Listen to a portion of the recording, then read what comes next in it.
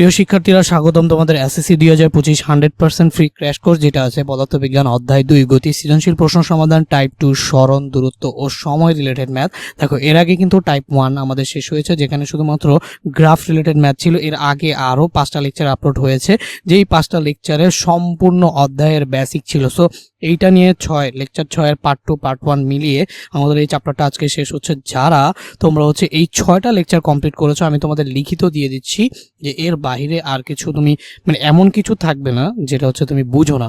যদি আমার এই চ্যানেলটা তোমাদের এই চ্যালেঞ্জটা তোমাদের ভুল মনে হয় যে না ভাইয়া আপনি তো বলছেন যে এটা করে ফেললে সব পারবো কিন্তু আমি পারতেছি না, তাহলে তুমি একটু কমেন্ট করো, ঠিক আছে? বাট আমি চ্যালেঞ্জ করলাম যে এই 6টা লেকচার যদি কেউ পড়ে চলে আসো অ্যান্ড এই 6 নম্বর এই ভিডিওটা দেখো, দ্বিতীয় অধ্যায়ে এমন কিছু থাকবে না যেটা তোমরা পারো। সো দেখো, এই দ্বিতীয় অধ্যায়ের লেকচার 6-এ আমি তোমাদের 10টা ম্যাথ রেখেছিলাম, 10টা সৃজনশীল রেখেছিলাম। সেই 10টা সৃজনশীলের মধ্যে 5টা গত ক্লাসে করিয়ে দিয়েছি পার্ট 1-এ। আজকে হচ্ছে পার্ট 2, যেখানে পরবর্তী 5টা সৃজনশীল থাকবে। এই সরণ, দূরত্ব, সময় রিলেটেড এই কোয়েশ্চেনগুলো সিলেক্টেড। সো এই কোয়েশ্চেনগুলো যদি ভালো মতো একদম বুঝে বুঝে করে ভালো, তাহলে দেখবা একদম 90% ম্যাথই তোমার এই চ্যাপ্টারের সম্পূর্ণ ক্লিয়ার হয়ে যাবে। এখন দেখো, আমরা এই রুটিন অনুযায়ী আজকে কয় তারিখ? আজকে হচ্ছে গিয়ে আমাদের 4 আগস্ট সানডে, ঠিক আছে? আমাদের আগস্ট 4 তারিখ সানডে অনুযায়ী 8টা বাজে যে ফিজিক্স ক্লাসটি হওয়ার কথা ছিল, সেই ক্লাস অনুযায়ী তোমরা কিন্তু এই ক্লাসগুলো পাচ্ছ। আর স্বাগতম তোমাদের, আজকে থেকে কিন্তু আবার শুরু হয়ে গেল আমাদের এই রুটিন অনুযায়ী ক্র্যাশ কোর্সের ক্লাসগুলো। ওকে, সো দেখো, আজকে আমাদের এই যে দূরত্ব, সরণ ও বেগ সময় সংশ্লিষ্ট যে 10টা প্রশ্ন আছে, সেই 10টা প্রশ্ন সলভ করবো। যে এর আগে 5টা প্রশ্ন কি সলভ করছি। প্রশ্ন 1, এই যে আমি একটুখানি টেনে দেখাই দিচ্ছি। যারা লেকচার 6 পার্ট 1-এ এই 5টা কোয়েশ্চেনের সলিউশন তোমরা পাবা। এখানে আমি জাস্ট তোমাদের কোয়েশ্চেনগুলো একটুখানি দেখাই দিচ্ছি। আজকে আমরা শুরু করবো 6 নাম্বার যে প্রশ্নটা ছিল আমাদের স্লাইডের, এই যে 5 নাম্বার পর্যন্ত আমরা সলভ করেছিলাম। আজকে আমরা শুরু করবো 6 নাম্বার থেকে। এই যে 6 নাম্বার থেকে শুরু করি। সো দেখো, এখানে আমি খুবই দ্রুত যেহেতু তোমাদের ক্র্যাশ কোর্সের ক্লাসগুলো 1 ঘন্টার মধ্যে রাখার চিন্তা ভাবনা করছি, তো দ্রুত আমি এই 6টা কোয়েশ্চেন করাই দিব। সো দেখো, এ একটা বস্তু, এখানে বি একটা এ বিন্দু, বি বিন্দু, এ আর বি বিন্দুর মধ্যে দূরত্ব হচ্ছে 60 মিটার, এবং আমরা দেখতেছি বি আর একটা বিন্দু, সি আর একটা বিন্দু, এদের মধ্যে দূরত্ব হচ্ছে 20 মিটার। বি বিন্দুকে লক্ষ্য করে এ থেকে একটি টেনিস বল, সো এইখানে এ থেকে একটা টেনিস বল আছে, এই যে গোলাকার, এটা ধরে নাও একটা টেনিস বল। তাহলে বি বিন্দুকে লক্ষ্য করে, এই বি বিন্দুকে লক্ষ্য করে এ থেকে একটা টেনিস বলকে স্থির অবস্থা হতে ছেড়ে দেওয়া হলো। তো এইটার আদিবেগ ছিল কি? স্থির। স্থির মানে কি? স্থির মানে আদিবেগ কিন্তু হচ্ছে 0। তাহলে স্থির অবস্থা হতে ছেড়ে দেওয়া হলো, তার মানে কি? আদিবেগ কিন্তু 0। সো আদিবেগ u = 0। ছেড়ে দেওয়া হলো। তা দেখে সি হতে একজন বালক, তাহলে সি হতে একজন বালক বলটিকে ধরার জন্য 6 মিটার পার সেকেন্ড বেগে দৌড় দিল। সেই যে এখানে সি হতে এখানে সি এই পজিশনে একটা বালক, সে মনে করো দাঁড়ায় ছিল। সো বলটাকে ধরার জন্য সে কি করলো? দৌড় দিল। 6 মিটার পার সেকেন্ড বেগে কি করলো? এদিকে দৌড় দিল। হ্যাঁ, ওই স্থানে অভিকর্ষজ ত্বরণ দিয়ে দিছে 9.8 মিটার পার সেকেন্ড, এবং বাতাসের বাধা বিবেচনা আনা হয়নি, কোনো বাতাসের বাধা ছিল না। এখন দেখো, আপেক্ষিক ত্রুটি কাকে বলে? সো এইটা তোমাদের অধ্যায় 1-এর কনসেপ্ট। আমি অধ্যায় 1-ই তোমাদের এটা যখন পড়াবো তখন এগুলা বিস্তারিতভাবে পড়াবো। সো দেখো, তাও একটু বলে দিই যে তুমি যদি একটা পরিমাপ করো, কোন একটা জিনিসকে পরিমাপ করো, তাহলে অবশ্যই একটু হইলেও তোমার কি হবে? ভুল হবে। সো দেখো, তোমার ওই ভুল মানে পরিমাপের ত্রুটি এবং তোমার যে অরিজিনাল যেই ভ্যালুটা, ঠিক আছে? পরিমাপের ত্রুটি এবং বস্তুর প্রকৃত মান, পরিমাপের প্রকৃত মানের যে অনুপাত আছে, সেটাকে আমরা কি বলবো? আপেক্ষিক ত্রুটি। মানে আপেক্ষিক ত্রুটি মানে কি? এখানে থাকবে, উপরে থাকবে কি বলতো? পরিমাপকৃত মান, এটা পরিমাপের ত্রুটি। উপরে থাকবে পরিমাপের ত্রুটি, উপরে থাকবে পরিমাপের ত্রুটি, আর নিচে থাকবে প্রকৃত মান। এই যে এই প্রকৃত মান মানে ধরো তুমি দৈর্ঘ্য মাপতেছো, ঠিক আছে? দৈর্ঘ্য মাপলা, তো দৈর্ঘ্য মাপতে গিয়ে তোমার একটু না একটু ত্রুটি হবে না? কিচ্ছু, একটু সামান্য হইলেও কিন্তু তোমার ভুল হবে, কারণ খালি চোখে এত অ্যাকুরেটলি দৈর্ঘ্য মাপা যায় না। তো ওই পরিমাপের ওই ত্রুটিটা হবে উপরে, আর নিচে যদি হয় প্রকৃত মান, তো এই দুটার অনুপাতকে বলা হয় আপেক্ষিক ত্রুটি, ঠিক আছে? আচ্ছা, অধ্যায়ের 1-এর বিষয়গুলো আমি আর বুঝাবো না, কারণ আমি অধ্যায় 1টাও তোমাদের যখন করাবো বিস্তারিতভাবে বুঝাবো, তখন তোমরা ক খ গুলো করে নিও। আপাতত যদি বুঝো পড়ে ফেলো, না বুঝলে স্কিপ করলে করতে পারো। এখন দেখো খ নাম্বার হচ্ছে মুক্তভাবে পড়ন্ত বস্তুর সরণ পরিবর্তনের হার একই থাকে না কেন? আচ্ছা, মুক্তভাবে যখন বস্তুটা পড়ে, আমাকে বলো, মুক্তভাবে ধরো বস্তুটা পড়তেছে একদম, এটাও ধরো হচ্ছে আমাদের পৃথিবী ভূপৃষ্ঠ, এখানে একটা বস্তু আছে, সেই বস্তুটা মুক্তভাবে পড়তেছে। মুক্তভাবে পড়তেছে মানে কি, বাতাসের বাধা টাধা কিছুই নাই, এটাকে এই যে যেমন উপর থেকে ছেড়ে দেওয়া হলো, তখন এটা নিচে, এটা এটা এটা যদি হয় পৃথিবী পৃষ্ঠ, এইটা ধরো হচ্ছে পৃথিবী, এইটা ধরো হচ্ছে পৃথিবী পৃষ্ঠ, এটা যদি হয় পৃথিবী পৃষ্ঠ, তাহলে কোনো একটা বস্তুকে উপর থেকে ছেড়ে দিলে সেই বস্তুটা আস্তে আস্তে আস্তে আস্তে আস্তে নিচের দিকে পড়তে থাকবে না? সো এই যে আস্তে আস্তে আস্তে নিচের দিকে পড়তে থাকবে, ওটাই হচ্ছে মুক্তভাবে পড়ন্ত বস্তু। কোনো একটা বস্তুকে উপর থেকে ছেড়ে দিলে নিচের দিকে পড়তে থাকবে, ওটাই হচ্ছে মুক্তভাবে পড়ন্ত বস্তু। সরণ, সরণ মানে কি, এই যে উপর থেকে নিচে সোজা সরাসরি যে দূরত্ব অতিক্রম করে এইচ, এটা কি আমরা কি বলতে পারি বলতো? সরণ। মুক্তভাবে পড়ন্ত বস্তুর সরণ মানে বস্তুটা যখন উপর থেকে পড়তেছে কতটুকু উচ্চতা সে অতিক্রম করলো, সেটাই হচ্ছে সরণ। তাহলে সরণ পরিবর্তনের হার একই থাকে না কেন? ব্যাখ্যা করো। মানে সরণ পরিবর্তনের হার, ধরো প্রথম সেকেন্ডে যদি সে 9 মিটার যায়, দ্বিতীয় সেকেন্ডেও কি সে 9 মিটার যাবে? না না না না, দ্বিতীয় সেকেন্ডে কিন্তু সে 18 মিটার যাবে।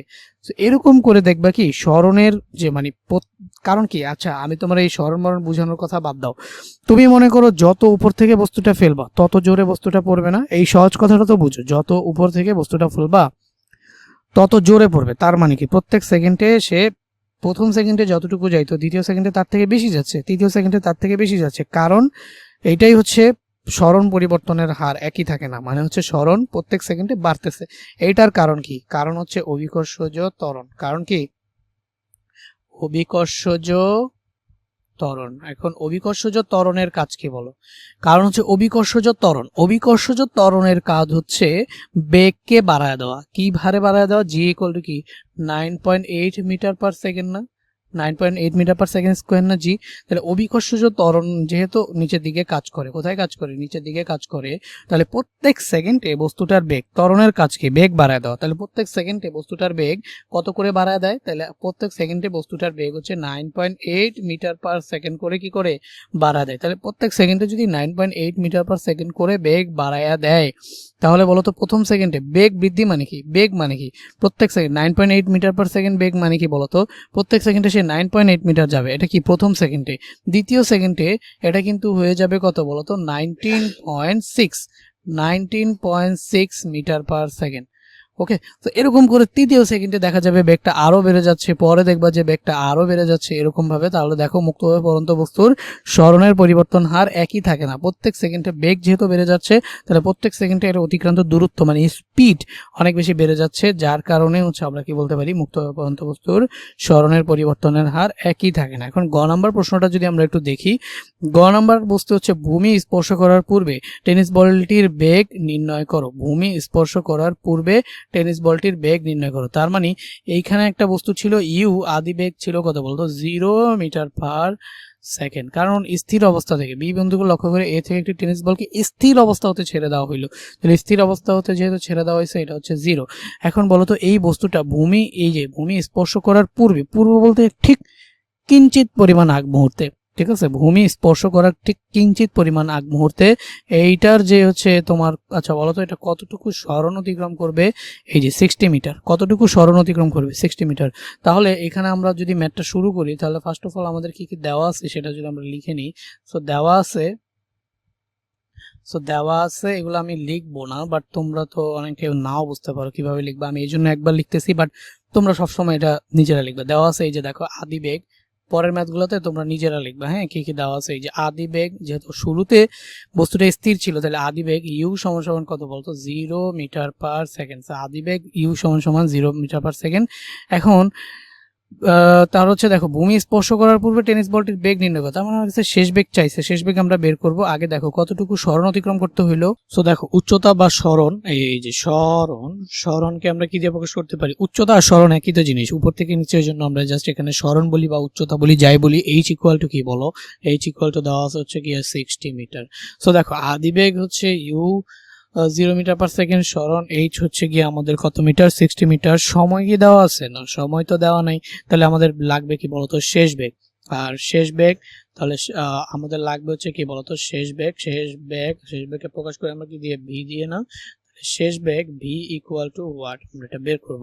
সো এখান থেকে দেখো আমরা ম্যাথটা যদি শুরু করি সেটা কি আমরা জানি, আমরা কি জানি, আমরা জানি হচ্ছে ভি স্কোয়ার ইকুয়াল টু হচ্ছে ইউ স্কোয়ার প্লাস 2, যেহেতু উপর থেকে পড়তেছে তাহলে অভিকর্ষজ ত্বরণ নিচের দিকে পজিটিভ কাজ করবে, তাহলে হচ্ছে 2GH। তো ভাইয়া বুঝলাম কিভাবে এই ফর্মুলাটা পড়বে। দেখো আমাদের কাছে ইউ ছিল, ভি ছিল, এইচও ছিল, আর জি এর মান তো আমরা জানি, আমাদের বের করতে হবে কি ভি। তাহলে এইটাই কি সবচেয়ে সহজ ফর্মুলা না? অবশ্যই এটাই সবচেয়ে সহজ ফর্মুলা। তো ভি ইকুয়াল টু কি আসবে বলো তো? এখানে 0 স্কোয়ার, আচ্ছা ভি স্কোয়ার ইকুয়াল টু আসবে হচ্ছে 0 স্কোয়ার প্লাস 2 ইন্টু জি এর ভ্যালু কত 9.8। আচ্ছা এটাকে আমি হচ্ছে গুণ চিহ্নই দিই, নাহলে হচ্ছে পয়েন্ট মনে হবে। 2 ইন্টু 9.8 ইন্টু এইচ এর ভ্যালু কত বলো তো? 60। তাহলে সুতরাং ভি সমান সমান কত? ভি সমান সমান হচ্ছে রুট ওভার এই 0 স্কোয়ার মানে তো 0, 0 সাথে প্লাস করলে যাই হোক 0 হবে, 2 ইন্টু 9.8 ইন্টু 60। সো এইটা ক্যালকুলেটরে তোমরা উঠায় ফেলাও, উঠায় দেখো কত পাও। সো এখানে আমরা পাচ্ছি হচ্ছে 34.293, ঠিক আছে? তো 34.293। সো আমরা গ নাম্বার কোয়েশ্চেনটা করে ফেললাম। ভূমি স্পর্শ করার পূর্বে, একদম এই যে উপর থেকে ছেড়ে দিলাম না, ভূমি স্পর্শ করার ঠিক আগ মুহূর্তে, মানে 60 মিটার পথে অতিক্রম করার পর, তাহলে ভূমি স্পর্শ করার পূর্বে টেনিস বলটির বেগ নির্ণয় করো। তো বেগ আমরা কত পেলাম? 34.293 মিটার পার সেকেন্ড। এরপর একটা বাংলা কথা লিখে দাও যে ভূমি স্পর্শ করার পূর্বে টেনিস বলটির বেগ ছিল 34.29 মিটার পার সেকেন্ড। ওকে, এবার ঘ নাম্বার প্রশ্নটা দেখো, সেম ভাবে এখানে দেখো সি বিন্দুতে অবস্থানরত বালকটি বলটি ধরতে পারবে কিনা। বলটি আছে কোথায় ভাইয়া? এ পজিশনে। বলটি পড়বে কোথায়? বি পজিশনে। তাহলে এ থেকে বিতে আসতে একটা কি লাগবে বলো তো? সময় লাগবে না? এ থেকে বিতে আসতে একটা সময় লাগবে না? টি। তাহলে এ থেকে যখন বিতে আসবে একটা সময় লাগবে। এখন তুমি একটা বলকে ধরতে চাও, উপর থেকে একটা বল পড়তেছে, তুমি সেই বলটাকে ধরতে চাও, তাহলে তোমাকে এখান থেকে, তুমি যদি এখান থেকে যাত্রা শুরু করে এখানে আসতে চাও, তাহলে বলটা এখান থেকে এইখানে পড়তে যে সময় লাগে সেই সময়ের মধ্যে তোমার এখান থেকে এখানে পৌঁছাইতে হবে। কথাই হচ্ছে এটা যে দেখো, এটা এখান থেকে এখানে নামতে যে সময় লাগবে, বলটা উপর থেকে নিচে যে নামতে যে সময় লাগবে, দেখো বালকটা 6 মিটার পার সেকেন্ড বেগে এখান থেকে সমবেগে যাত্রা শুরু করলো। তো এখান থেকে এখানে যাইতে ওর হচ্ছে যে সময় লাগবে, মানে এখান থেকে এখানে দূরত্বটাও দিয়ে দিছে দেখো 20 মিটার। তো এই যে 20 মিটার দূরত্বটা দিয়ে দিছে, সো এই 20 মিটার দূরত্ব যাইতে ওর যে সময় লাগবে সেই দুইটার সময় যদি সমান হয়, এক হচ্ছে গিয়ে এখান থেকে এখানে নামতে যে সময়, এখান থেকে এখানে যাইতে যে সময়, সেটা যদি সমান হয়, অথবা এই সময়টা যদি বেশি হয় আর এই সময়টা যদি কম হয়, সমান হইলেও বলটাকে ধরতে পারবে। আর হচ্ছে কি এই সময়টা কি হইতে হবে বলো তো? কম হইতে হবে। কম হওয়া মানে কি? এই বলটা পড়ার আগেই ওই গিয়া পৌঁছায় যাওয়া। সো এইটা তাহলে কখন ধরতে পারবে? এক হচ্ছে এইখান থেকে এখানে নামতে যে সময় সেই সময়, আর এখান থেকে এখানে যাইতে যে সময় সেই সময় যদি সমান হয়, অথবা এই সময়টা যদি এই সময়ের থেকে কম হয়, তাহলেও বলটি ধরতে পারবে। সো প্রথম ক্ষেত্রে তাহলে আমরা দেখো এ বি পথে আমরা যদি দেখি এ বি পথ অতিক্রম করতে সময়, তাহলে এ বি পথে সময়, তাহলে তোমরা জাস্ট একটু ঠিক করে লেখো এ বি পথে সময় লাগবে, সময়, সেই সময়টাকে যদি আমি কি লিখি T1, সেই সময়টাকে যদি আমরা T1 লিখি, এ বি পথের সময়টা যদি আমি কি ধরি T1 হলে, আচ্ছা এখানে আমি ধরে নিলাম হচ্ছে এ বি পথের সময়টা হচ্ছে কি T1 হলে। তো এ বি পথের সময়টা যদি T1 হয়, তাহলে T1 ইকুয়াল টু, আচ্ছা কি কি দেওয়া আছে বলো তো? এই যে সরণ দেওয়া আছে, আদিবেগ ইউ সমান সমান 0 দেওয়া আছে, এগুলো দেওয়া আছে কি কি সেটা আমি আর এখন আর লিখবো না, কিন্তু কিভাবে লিখবা তোমরা তো জানোই। U equal to 0 metre per second. আর এই যে এইচ ইকুয়াল টু কত? এটা কি আমাদের এইচ না? এইচ হচ্ছে 60 মিটার। সো এগুলা সবকিছু কিন্তু সুন্দর করে দেওয়া আছে। সো আমরা কি জানি বলো? আমরা জানি আমরা কি জানি? আমরা জানি হচ্ছে এইচ ইকুয়াল টু হচ্ছে ইউটি প্লাস হাফ, এখানে যেহেতু বস্তুটা উপর থেকে নিচে পড়তেছে, তাহলে অভিকর্ষজ ত্বরণ জি কোন দিকে কাজ করতেছে? নিচের দিকে। তাহলে H equal to UT plus half G T square. এই ফর্মুলাটা ফেললেই হয়ে যায় না? কারণ এখানে আমাদের কি লাগবে? পদ্ধতির মধ্যে সমান লাগবে, সময়। সো এখানে আমরা এখানে T1 দিব, আর এখানেও কি জি T1 দিব, কারণ আমরা T1 বের করতেছি। এখন এইচ কত? এইচ তো আমরা জানি 60, তাহলে এইচ জানি। ইউ কত? ইউ হচ্ছে 0, 0 এর সাথে টি মাল্টিপ্লাই করো, 0 জায়গায় 0ই থাকবে, প্লাস এখানে আমাদের আসলে হচ্ছে হাফ। জি এর ভ্যালু কত? জি এর ভ্যালু হচ্ছে গিয়ে 9.8, আর এখানে আমাদের টি স্কোয়ারের ভ্যালু কত, টি স্কোয়ারের ভ্যালু আমরা জানি না, তো টি স্কোয়ারের মতো টি স্কোয়ার রেখে দিলাম। তো এখানে দেখো, তো পরের লাইনে তুমি যে এখানে দেখো 9.8 টি স্কোয়ার, আর এই যে এখানে হাফ থাকবে না, এটাকে ওই পাশে পাঠায় দিলে 60-এর সাথে হচ্ছে এটা তো জিরো, তাহলে এইটা জিরো মানে কি বলো, এই লাইনে এখানে এইটা যেহেতু জিরো, এটা নাই, তাহলে সবগুলো গুণাকার আছে, তাহলে 2টা ভাগাকার আছে, ওই পাশে পাঠায় দিলে 60-এর সাথে কি হয়ে যাবে, গুণাকারে হয়ে যাবে, তাহলে এটা কত হয়ে যাবে 120। সুতরাং টি ইকুয়াল টু কত বলো তো, টি ইকুয়াল টু হচ্ছে আমাদের এখানে 60 × 2 বাই হচ্ছে 9.8, কিন্তু স্কোয়ার ছিল, তাহলে এখানে হবে একটা কি রুট। ওকে, সো এইটারে যদি আমরা ক্যালকুলেশন করি আমরা কি পাবো, সো আমরা এখানে 3.49 পাই। 3.49 কে আমরা কি লিখতে পারি, 3.5 সেকেন্ড। 3.49 কে আমরা কি লিখতে পারি, 3.5 সেকেন্ড। সো দেখো বলটা উপর থেকে নিচে পড়তে, উপর থেকে বলটা যখন উপর থেকে নিচে পড়তেছে, তো টি ইকুয়াল টু কত আসতেছে বলো তো, টি ইকুয়াল টু আসতেছে হচ্ছে 3.5 সেকেন্ড। বলটা যখন উপর থেকে নিচে পড়তেছে তখন টি ইকুয়াল টু কত আসতেছে, টি ইকুয়াল টু আসতেছে হচ্ছে 3.5 সেকেন্ড। ওকে, সো এটা যদি হয় ঘটনা, এরপরে আমাদের কি করতে হবে, এই যে টি1 বের করলাম আমরা, এটা কি বের করলাম, আচ্ছা এখানে কেন টি1 দেই না, এই যে এটা টি1, এটা টি1, তাহলে এটাও কি টি1, তো টি1 equal to 60 × 2 divide by 9.8, 3.5 second লাগলো এখান থেকে এখানে আসতে।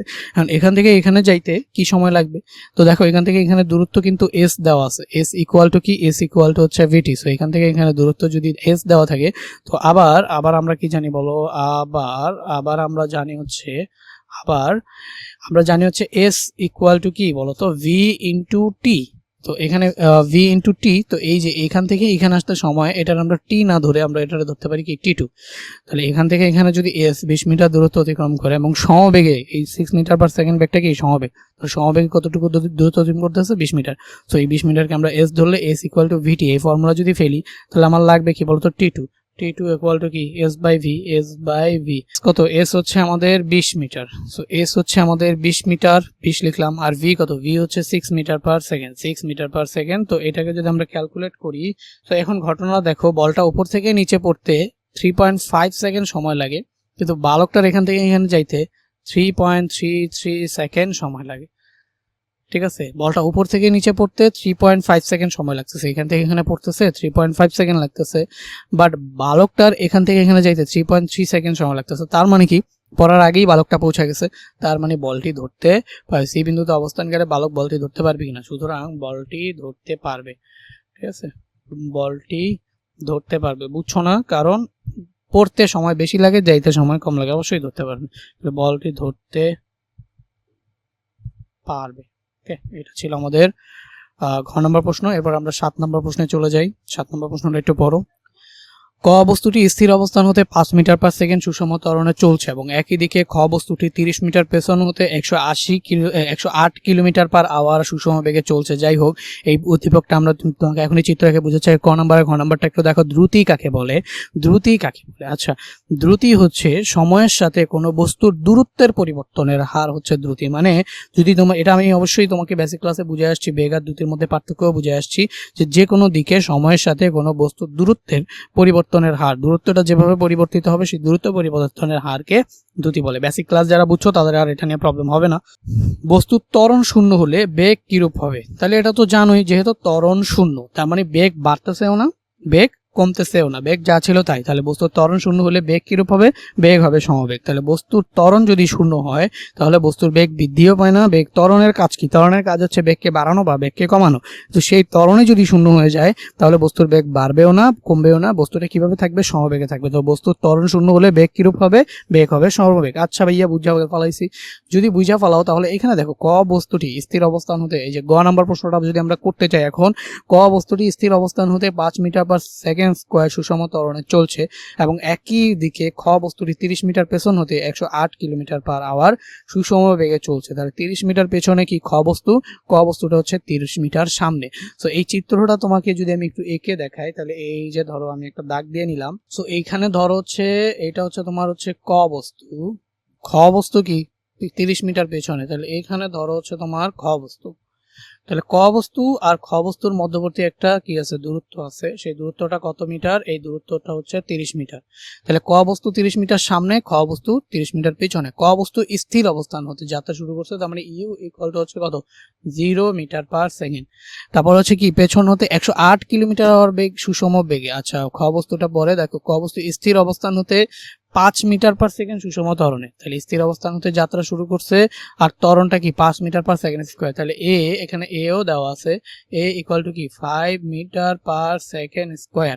তাহলে ক বস্তুটি স্থির অবস্থান হতে যাত্রা শুরু করছিল, যার কারণে আমাদের এখানে আমরা দেখতে পাচ্ছি আমাদের ইউ আদিবেগ, ইউ সমান সমান 0 মিটার পার সেকেন্ড, এবং এ ত্বরণ সেটা হচ্ছে 5 মিটার পার সেকেন্ড স্কোয়ার চলছে। এবং একই দিকে খ বস্তুটি এই যে 30 মিটার পেছন হতে 108 কিলোমিটার পার আওয়ার সুষম বেগে। তাহলে এইটার বেগ হচ্ছে সমবেগ।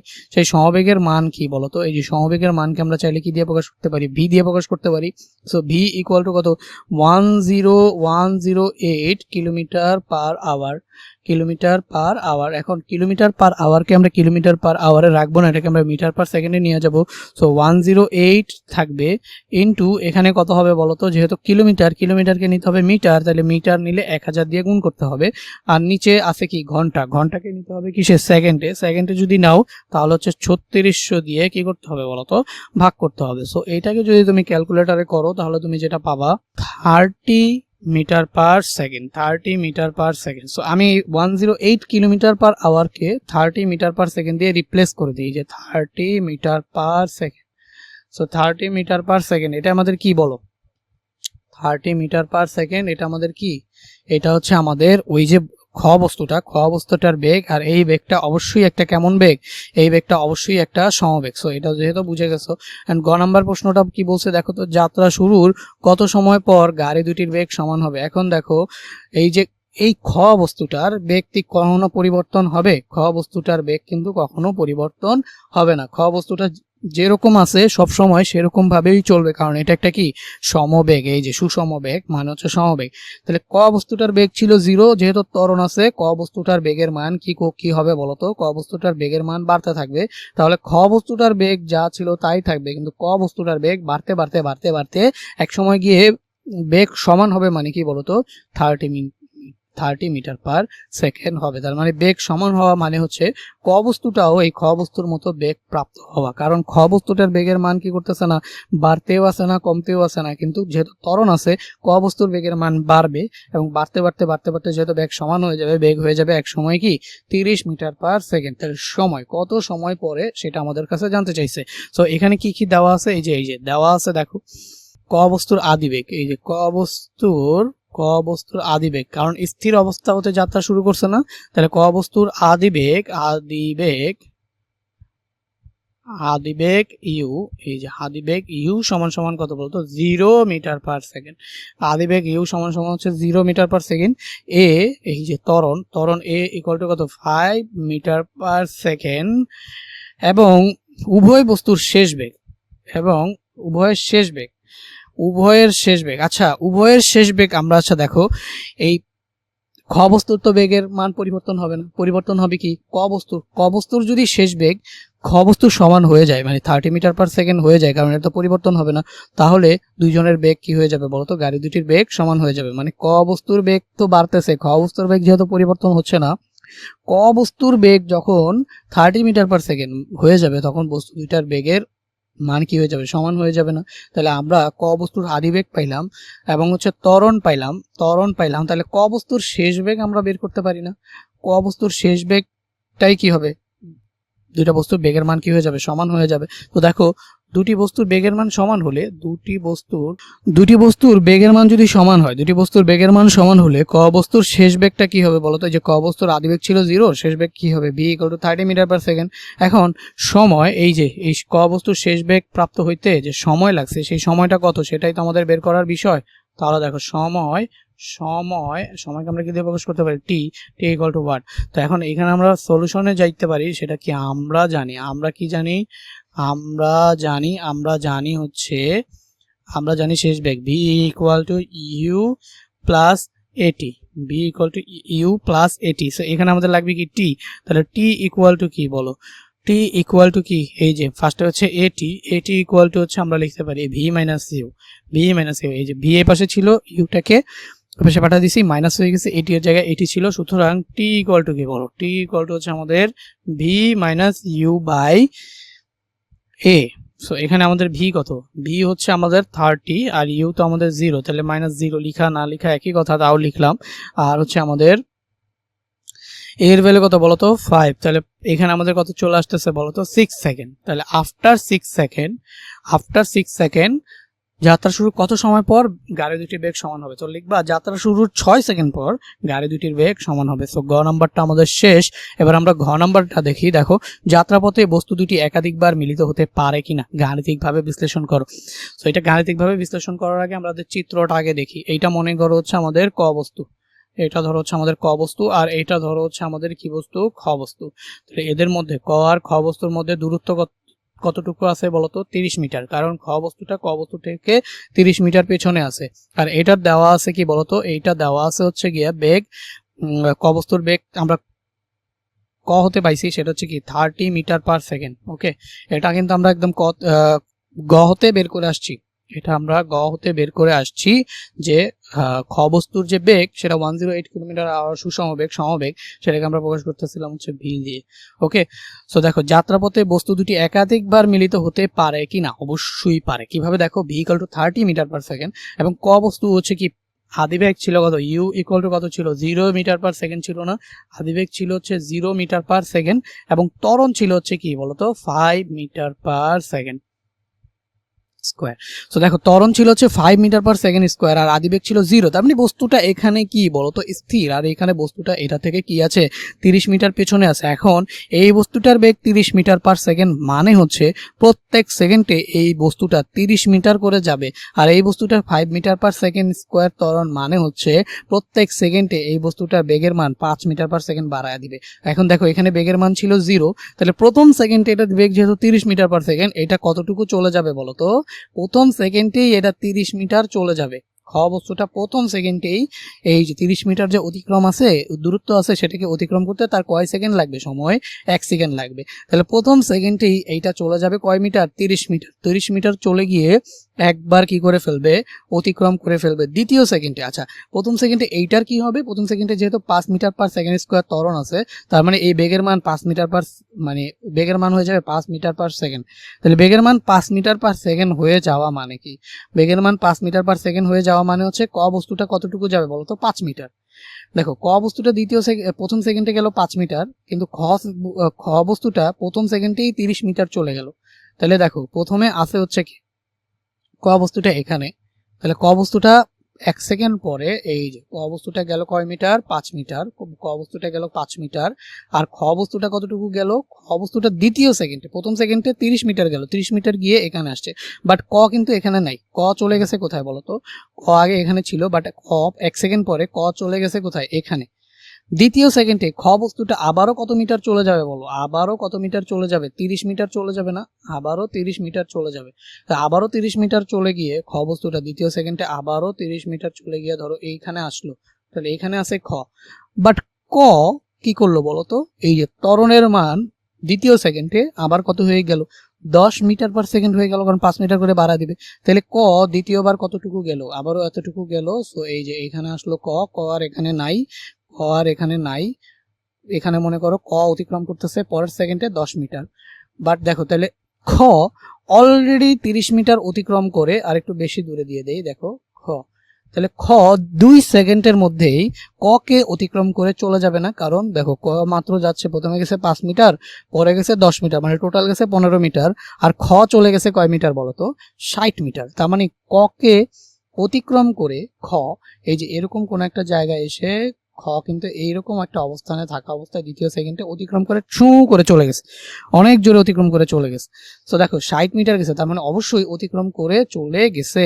তাহলে ক অতিক্রম করে চলে গেছে। এরপরে দেখো খ খ তো আবারও অনেক জোরে জোরে জোরে জোরে জোরে জোরে অতিক্রম করে ঠাস ঠাস ঠাস ঠাস করে লাফায় লাফায় চলে যাইতেছে। বাট ক কি করতেছে বলো তো, আস্তে আস্তে আস্তে আস্তে আস্তে আস্তে বেগের মান বাড়াচ্ছে। বাড়াইতে বাড়াইতে 6 সেকেন্ড পরে আমরা দেখছি যে বেগের মান কত হয়ে যাবে, 30 মিটার পার সেকেন্ড।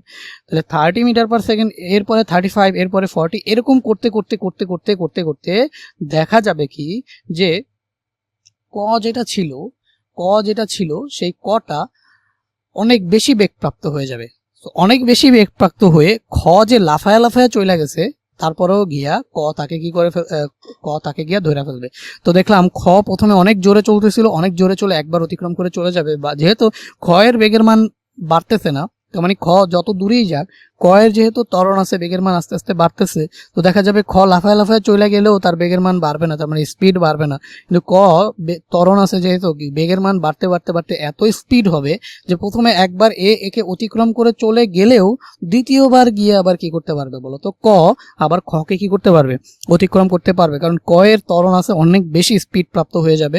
সো ফার্স্টে খ প্রথমে একবার অতিক্রম করে সামনে চলে গেছে, তারপর সামনে গিয়ে যেহেতু বেগ বাড়তেছে না, ক বেগ বাড়তে বাড়তে বাড়তে বাড়তে বাড়তে বাড়তে গিয়ে আবার খকে ধরে ফেলবে।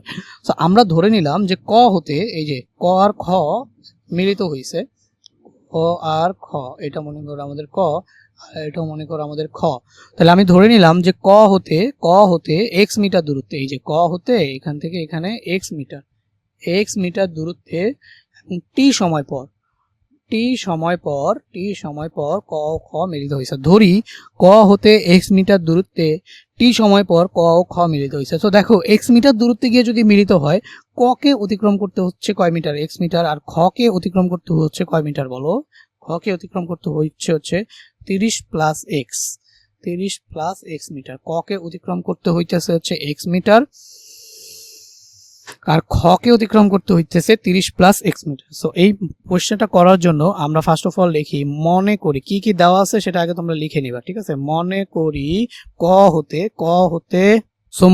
ক হতে এক্স মিটার দূরত্বে টি সময় পর ক ও খ পরস্পর মিলিত হবে, ঠিক আছে। তাহলে ক এর ক্ষেত্রে যদি আমি লিখি, ক এর ক্ষেত্রে দূরত্ব, ক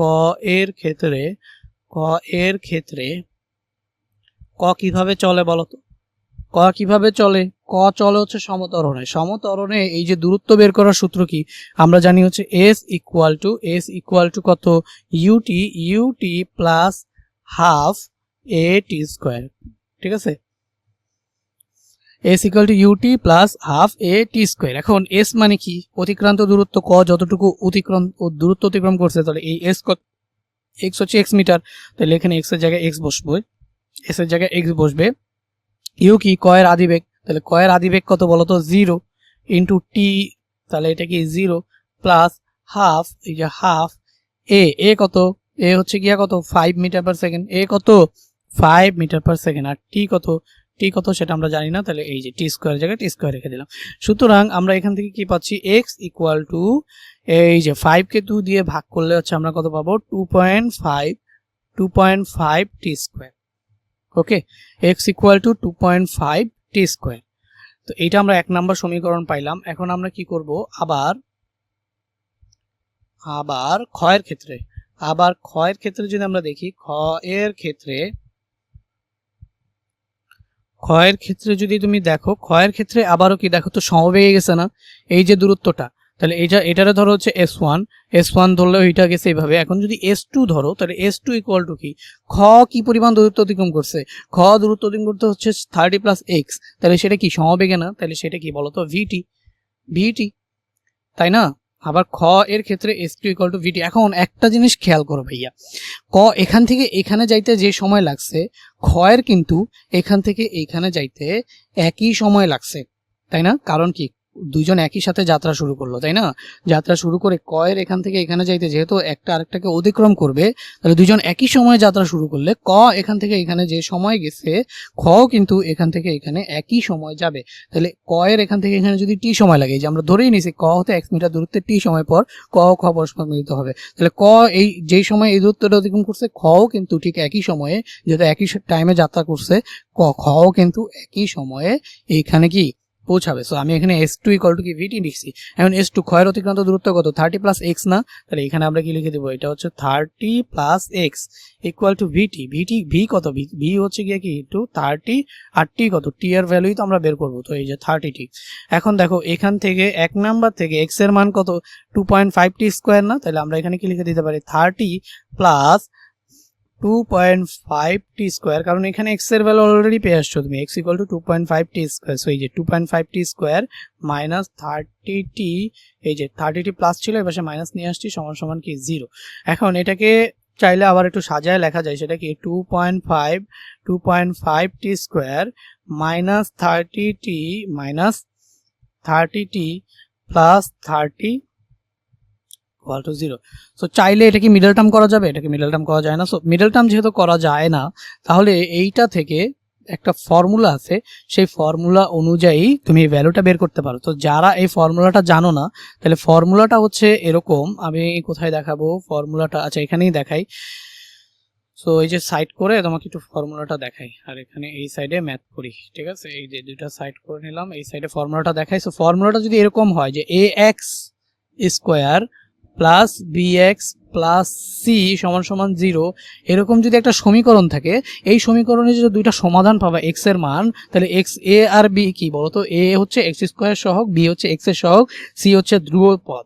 তাহলে এইখানে সমীকরণের এটার সমাধান এইভাবে বের হয়, একটা সূত্র আছে। তো অনেকেই হয়তো বা জানো, এই যে যারা জানো না সেই সূত্রটা কি minus b plus minus root over b square minus 4ac by হচ্ছে 2a।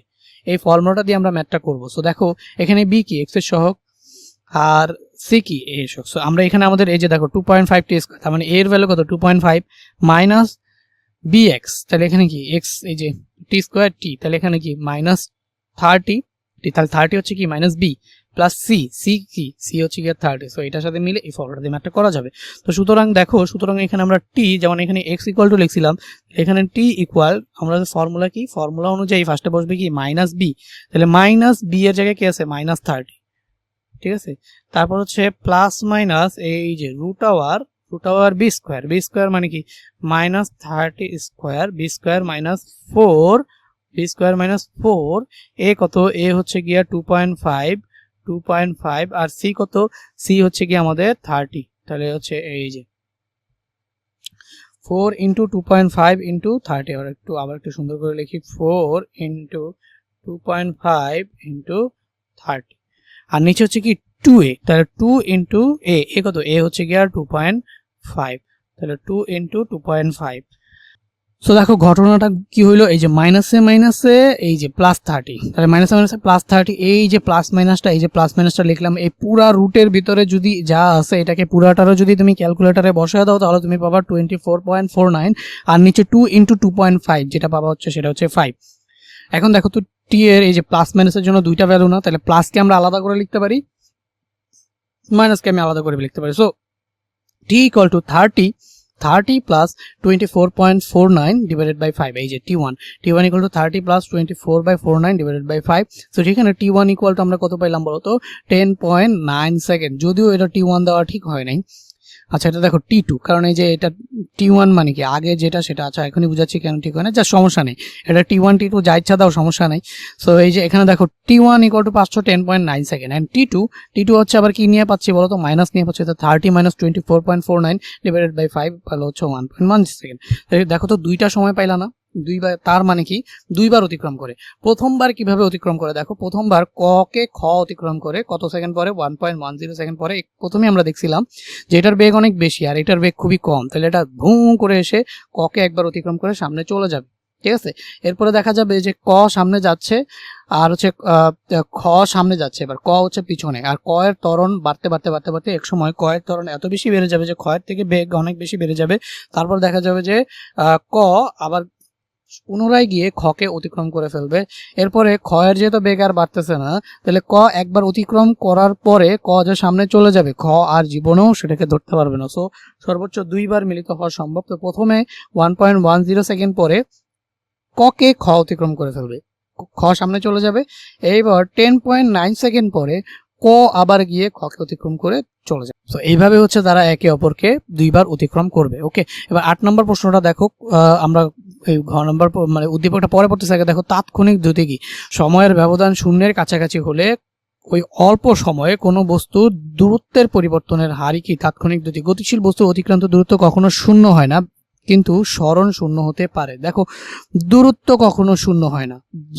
এখানে আমি তোমাকে বলি, ধরো এই যে বৃত্তাকার পথে যখন তুমি চলবা, এখান থেকে ধরো যাত্রা শুরু করে আবার এখানে ফিরে আসছো, তাহলে এই যে এখান থেকে যাত্রা শুরু করে আবার এই যে এই পথে পথে পথে পথে পথে পথে গিয়ে আবার এখানে ফিরে আসছো, তাহলে তুমি একদম বৃত্তের পরিধির সমান দূরত্ব অতিক্রম করলা। বাট আমাদের সরণ কি বলতো? সরণ হচ্ছে যেই বিন্দু থেকে যাত্রা শুরু করলা সেই বিন্দু থেকে ন্যূনতম দূরত্ব। দেখো তুমি যেহেতু যেই বিন্দু থেকে যাত্রা শুরু করে আবার সেই বিন্দুতেই ফিরে আসছো, তাহলে দেখো তো দুইটা বিন্দুর একই বিন্দু নির্দেশ করে না।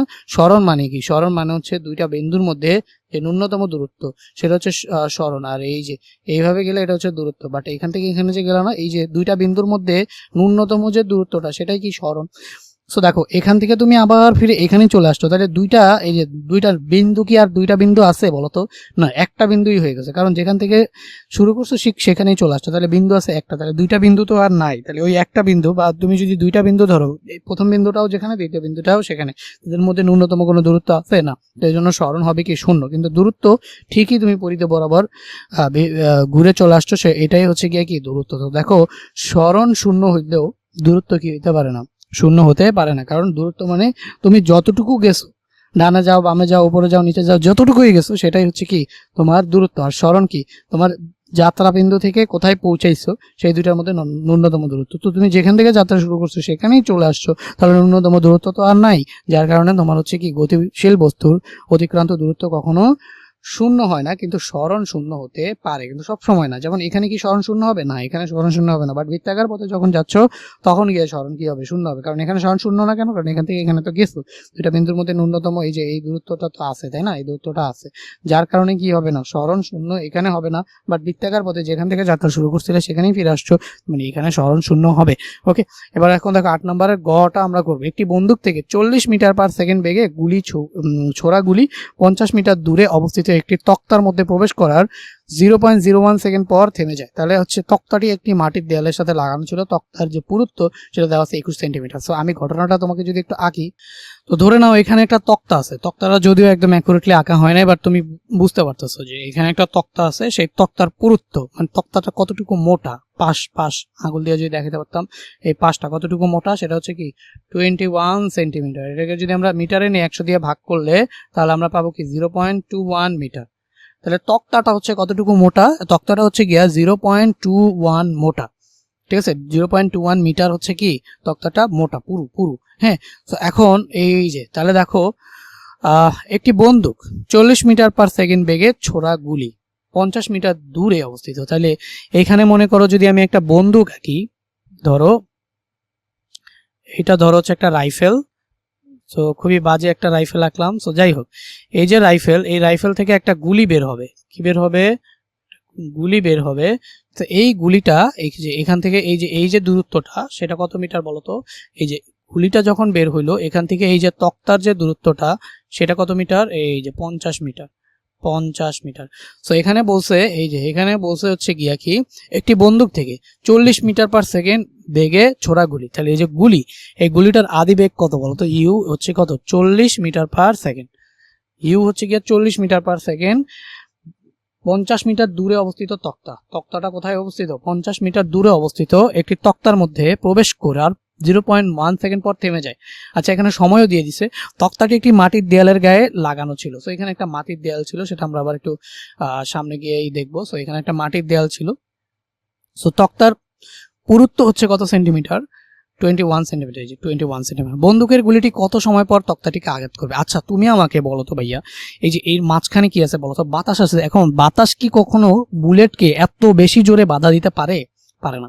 সো বাতাস, এটার মাঝখানে বাতাস আসছে, সো বাতাস খুব অল্প সময়, যে 50 মিটার যাবে খুবই দেখো 40 মিটার পার সেকেন্ড হচ্ছে তার বেগ, আর হচ্ছে গুলিটা যাবে কয় সেকেন্ড? এই যে 0.01 সেকেন্ড পরে গিয়ে থেমে যায়, কিন্তু গুলিটা 40 মিটার পার সেকেন্ড বেগ, 1 সেকেন্ডে 40 মিটার করে যাবে। সো 1 সেকেন্ডের থেকে একটুখানি বেশি সময় লাগবে এখান থেকে এখানে পৌঁছাইতে, তাই না? সেই সময়টা নিয়ে আমাদের কোনো দরকার নেই কত সময় পর তক্তাটিকে আঘাত করবে। সো আমরা বুঝতেই পারতেছি যে 1 সেকেন্ডে একটু বেশি সময় লাগবে তক্তাটাকে আঘাত করতে, কারণ 40 মিটার পার সেকেন্ড তার বেগ, যাবে কতটুকু 50 মিটার, তাহলে 1 সেকেন্ডেই চলে যাবে 40 মিটার, আর বাকি 10 মিটার কত সেকেন্ডে যাবে সেটা পয়েন্টে কোনো একটা ভ্যালু আসবে, সেটা আমরা বের করলে দেখবো। সো 1 পয়েন্ট সামথিং সেকেন্ড লাগবে। সো তুমি আমাকে জাস্ট একটা কোয়েশ্চেনের অ্যান্সার দাও যে 1 পয়েন্ট সামথিং সেকেন্ড সময়ের মধ্যে বাতাস কি এটাকে এত বেশি বাধা দিয়ে বেগের মান কি কমাইতে পারবে?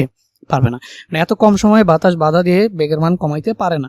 সো আমরা এই যে বেগটা এখান থেকে এই যে 50 মিটার দূরত্ব অতিক্রম করার কালে এই যে বেগটা, সেই বেগটাকে আমরা কি ধরতে পারি বলতো? সমবেগ ধরতে পারি না? বুঝছো? বুলেট থেকে যখন বুলেট থেকে বন্দুকটা বের হইলো, এখান থেকে এখানে বাতাস ছাড়া আর কিছু নাই, তাহলে বেগের মান কমবে না তো। আর বাইরে থেকে তো কোনো বলও দেওয়া সম্ভব না, সম্ভব যেভাবে বের হয়েছে ঠিক সেভাবেই বের হয়ে, মানে সেই বেগেই বের হয়ে এসে এখানে প্রবেশ করবে। এরপরে গিয়ে একটা বাধা পাবে, সেটা আমরা ঘ নাম্বারে দেখবো। বাট ঘ নাম্বারে এখানে যেহেতু বন্দুকটা এখান থেকে এখানে গুলিটা যে এখান থেকে এখানে 40 মিটার পার সেকেন্ড বেগে বের হয়ে চলে আসছে, তো বাতাসে থাকাকালীন সময়ে এটা কিভাবে চলবে বলো তো? সমবেগে, এবং সমবেগে অতিক্রান্ত দূরত্ব কত মিটার? 50 মিটার। এখন আমরা কি জানি বলো তো? আমরা জানি